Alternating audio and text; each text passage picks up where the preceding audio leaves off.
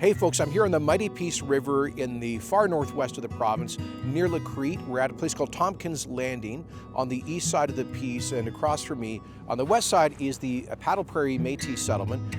In one way, this is one of the oldest parts of the province. Obviously, First Nations people have been trading up and down this river as one of Alberta's great highways for thousands of years. Also, the first European settlements for trading stations were set up here about over 200 years ago. But right now, this is a vital and growing part of our economy. In Mackenzie County, around Crete, a lot of newcomers arriving, starting farms, tremendous forestry industry here.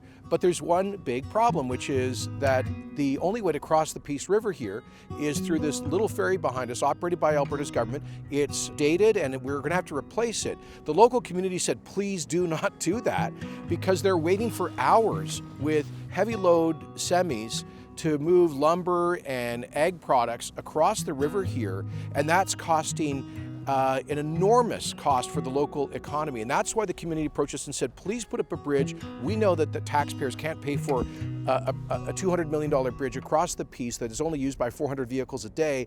They said, we're prepared to do it on a user pay basis. So we've brought legislation to the Assembly to keep our campaign commitment to pursue user pay where the province cannot build infrastructure, but to build big projects that will help our economy like they do all around the world. I'm here with Mackenzie County Reeve Josh Knelson. Josh, tell us what local folks think about this. Well, I was overwhelmingly impressed with the amount of support there was. I knew there was support, but when the government put on their open houses, the amount of people that were in favor did actually truly shock me, because there was nobody that was opposed. There was just a strong support and a get her done kind of attitude, and it's exciting. What kind of a difference would the bridge here make in terms of the lives and the economy up here?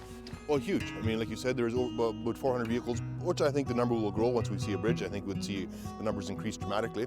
But I mean, with the childbirth rates that we have over here of over 300 babies are born a year, and some of them that live back in the corner here, it's over 2 hours to get to the nearest hospital, which is in high level, which results in babies being born on the side of the road each and every single year, which is quite risky, actually. And you've got a huge industrial trade back and forth here, especially lumber, but also ag trucks and other supplies, and sometimes they're queued up for an hour or hours, you say. Absolutely. I mean, if you look across, you can see the hill there. There's vehicles sometimes right up to the top of the corner of that hill. And that's not safe either, right? That's not safe either. Okay. So we're also here with Dan Williams, MLA for Peace River. And Dan, tell us what are your constituents telling you about this?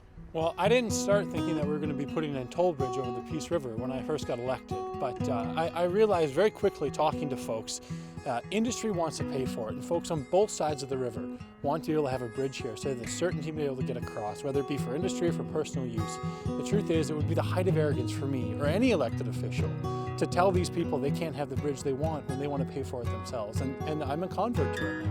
Well, and we're also in talks with the Paddle Prairie Métis settlement. I had a good meeting with their council on my visit up here, and of course, as we proceed, there will be consultations with local First Nations on how this may affect their traditional territory. But my understanding is that the vast majority of people up here in the Peace Country think this is a tremendous project.